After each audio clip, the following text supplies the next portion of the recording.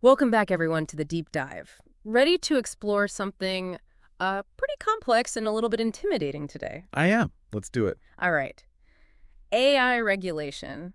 It's a hot topic, but how do we actually harness AI's power without letting it, you know, run wild? We got an article from one of you listeners, and It's a good one, too. yeah, this one's by Vidhi Chu, an expert in the field, and they really want to dive into, how we strike that balance. It's such a timely question, too. Could choose article Navigating AI Regulation, Balancing Innovation and Protection was just published on Katie Nuggets, and it really gets into this dilemma. Okay, so let me just set the scene for a sec. We all know AI is transforming, well, everything. Healthcare, transportation, you name it.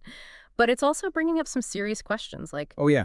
did we unleash this incredible force without figuring out how to steer it first? It's a good way to put it. Chu really talks about the potential of AI to revolutionize all these industries, but she also really acknowledges those potential downsides, too. It's that classic double-edged sword. It really is, and she doesn't shy away from the tough questions either. Like, how do you even begin to regulate something as complex and just constantly changing as AI, it feels like? Oh, yes. Every time you try to pin it down, it's already morphed into something new. Yeah, constantly moving target. Like trying to write a rule book for a chameleon. As soon as you think you've got it figured out, boom, it changes colors on you. Yeah. Perfect analogy. So Chu highlights three major challenges that policymakers are dealing with right now. And the first one is, how do you define ethical behavior for an AI? You can't just program it with a set of morals, can you? Oh, no, it's so much more complicated than that. Ethics, I mean, even for humans, it's nuanced and complicated. Yeah. So trying to translate that into a clear set of rules for AI, Right. incredibly difficult. Yeah. And then on top of that, there's no single global authority on ethics. So whose definition do we even use? Okay, so challenge number one, figure out how to translate this very human idea of ethics into something an AI can grasp. What's next? Well, simply the speed of AI development is a huge hurdle. Policymakers are constantly trying to catch up, right? Like they're drafting these regulations for technology that's already evolving so rapidly. Always a step behind. It's like trying to hit a moving target. And honestly, this is where I think a lot of people listening might be like, why even bother with regulations at all? Isn't it just going to slow everything down, put the brakes on innovation? It's a common concern. But Chu makes a really compelling argument against that. She points out that without any guardrails, we risk letting AI development just run rampant, and that could lead to some pretty serious unintended consequences. Okay, so it's not about stopping progress altogether. It's about ensuring that AI is developed and used responsibly. So where do we need regulation? Yeah, good question. Chu outlines four specific areas. The first one that really stood out to me is data privacy. Oh, that's a big one. And to be honest, data privacy was a concern long before AI came along. But what AI does is just amplifies those concerns, like exponentially. AI systems, they're data hungry. They gobble up massive amounts of information. Right. And they don't just store it. They analyze it, they learn from it, and they use it to make decisions, which is, So if you're already a little concerned about how companies use your data, AI just kind of throws gasoline on that fire. yeah, definitely makes things more complicated. I'm guessing regulations like GDPR, the one we hear about all the time, those become even more important in this context. They do. Developers now, they need to be extra cautious about how they're collecting, storing, and using all that personal data, Mhm. especially when AI is involved. Okay, data privacy, check. What's next? Algorithmic bias. This is where things get really interesting, potentially problematic. So this happens when the data used to train an AI system reflects, well, the existing biases that we see in the real world. So basically, if you train an AI on biased data, you're going to get biased results. Like that old saying, garbage in, garbage out. Yeah, exactly. But with AI, the consequences can be so much bigger. Can you give us an example, like a real world scenario where this could play out? Sure. So imagine an AI system that's used for loan approvals. If it's trained on historical data that shows a pattern of denying loans to people, say from a certain zip code, the AI might learn to just perpetuate that bias, even if those new applicants are perfectly qualified. Wow, that's a really clear example of how algorithmic bias can have a real impact. And it makes it clear why we need regulation here. We need to make sure these AI systems are fair and they don't discriminate against certain groups of people. Right. Building fairness and non-discrimination into AI systems is a huge challenge, but it's one we absolutely have to address. Okay, data privacy, algorithmic bias. What's the third area where we need regulation? Accountability. And this is where we start getting into that black box problem with AI. Many AI systems, especially the ones based on deep learning, they're so complex that even the developers who create them, they often struggle to fully understand how they reach a specific decision. So if an AI makes a mistake, it can be hard to figure out what went wrong and who's responsible. Is it the AI, the developers, the users? Exactly. And this lack of transparency makes it really hard to assign accountability when something goes wrong. So Chu argues that we need to push for greater transparency in AI decision-making. We need to understand how these systems work, to audit them, and to hold them accountable. Okay, so transparency and accountability, that's number 3. What's the final area of concern? So we've covered a lot of ground already. Data privacy, algorithmic bias, and accountability, all really important stuff. But that brings us to choose fourth point, and I think this is the one that everyone's kind of nervous about: safety and security. Oh yeah, this is where those potential consequences of AI, if it's not regulated, become super real. And Chu talks about the risk of adversarial attacks, which sounds pretty Same. scary, right? It does, like straight out of a sci-fi movie or something. But for those of us who aren't, cybersecurity experts, can you explain what an adversarial attack would actually look like? Okay, so imagine someone deliberately feeding an AI system like corrupted data or manipulating the inputs to make it malfunction. Think about it like subtly changing a few pixels in a stop sign image so a self-driving car sees it as a yield sign instead. Okay, yeah, that's a pretty chilling example. And it really highlights why we need those robust security measures in place. But Chu also talks about another side of safety, the potential for misuse, even without someone intentionally trying to, cause harm. Right, because even with the best intentions, AI can be used in ways that have unintended harmful consequences. Take deepfakes, for example.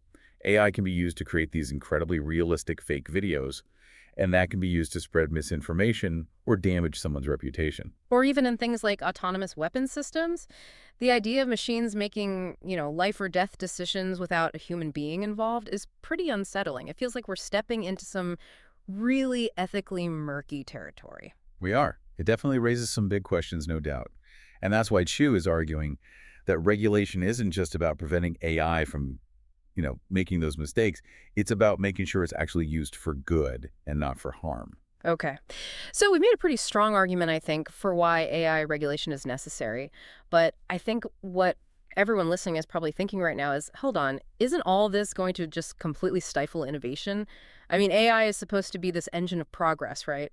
It is, and that's a real concern that a lot of people have. They worry that all these regulations are going to, clip AI's wings and prevent it from reaching its full potential. Especially because AI is seen as so key to economic growth and national competitiveness. No one wants to fall behind in the AI race, so to speak. Exactly. And that's where it gets tricky. How do you find that right balance, Protecting society, but also allowing that space for innovation. It's a tough one. It is a tough one. Well, Chu does offer some solutions. She talks about the need for a risk-based framework for AI regulation. What does that mean exactly? So instead of trying to, apply the same rules to every single AI system, you tailor the regulations based on the level of risk that each AI poses. So a high-risk AI, let's say one that's used in healthcare or self-driving cars, would be subject to much stricter regulations than, let's say, an AI that's just helping you choose what music to listen to. That makes sense. It's a much more nuanced approach, right? Acknowledging that not all AI is created equal. Exactly. And it's an approach that some places are already starting to use.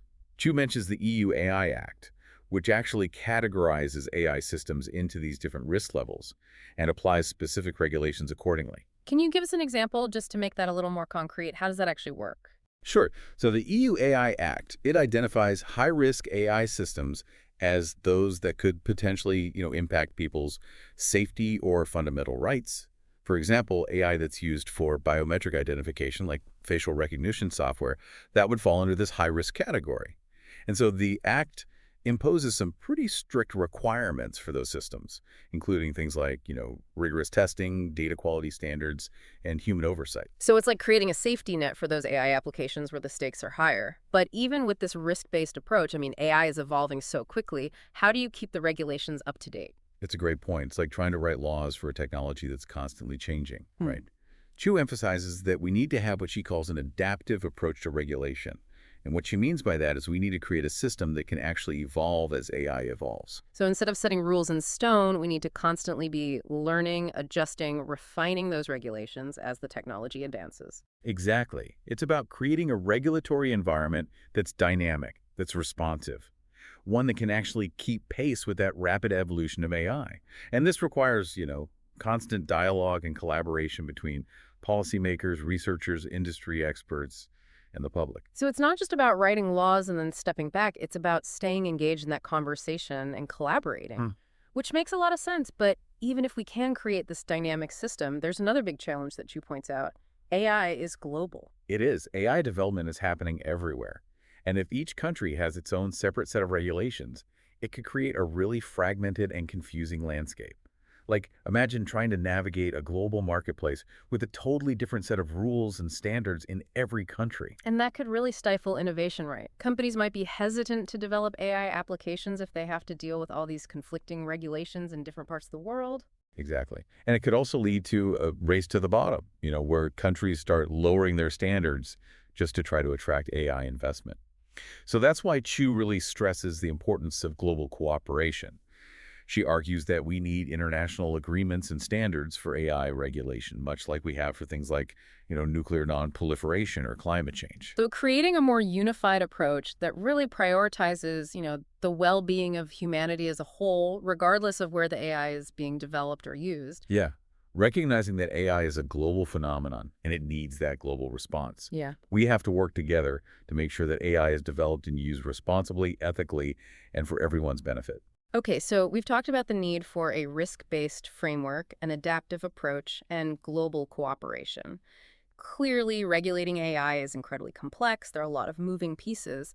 But where does the individual fit into all of this? You know what I mean? What can we do, just everyday people, to actually help shape the future of AI regulation? That's something I'm really interested in. Wow, I feel like we've been on this crazy journey exploring this whole world of AI regulation. Yeah, It's definitely not simple finding that balance between, letting innovation flourish but also protecting ourselves. That's not easy. it's a tough one. But here's the thing I keep coming back to. This isn't Oh. just like some theoretical debate for, tech people and policymakers. This is about all of us, right? It's about the future we're all building. It is, you're absolutely right. And while those big discussions about international agreements and regulatory frameworks, all that stuff is super important. But Chu makes a good point, like individual actions, those matter too. So we're not just sitting here waiting for the governments or the tech companies to, figure it all out for us. What can we actually do? What can individuals do to contribute to this conversation? Well, first and foremost, stay informed. This field is changing so quickly, honestly. It can be really overwhelming to try and keep up with it all the new developments. But even just taking the time to read articles, listen to podcasts, engage in those discussions online, Right. that helps us stay educated, at least about the potential benefits and the risks of AI.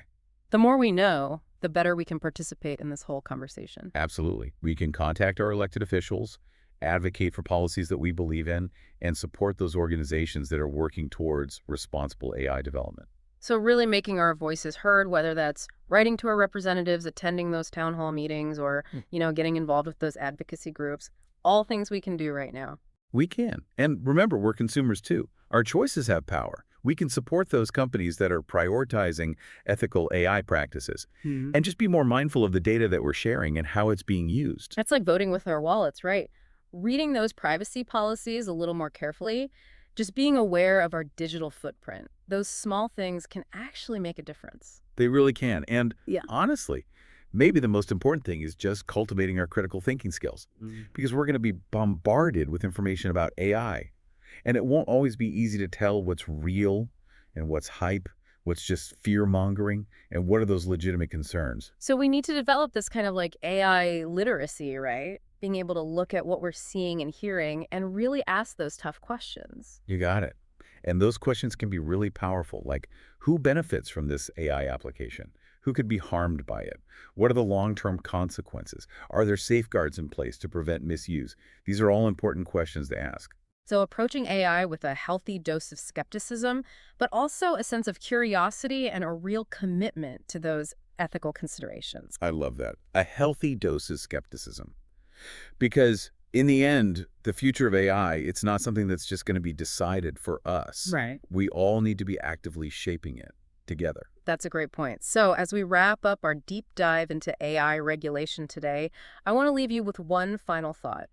If you could design just one AI regulation to protect humanity, what would it be? That's a fantastic question. It really gets us thinking about what kind of future we want to build with AI. It does. Well, that's all the time we have for today. Thanks for joining us on the deep dive. Hopefully, this has given you some food for thought and maybe even inspired you to get a little more involved in this important conversation. The future of AI is just beginning, and we all have a role to play.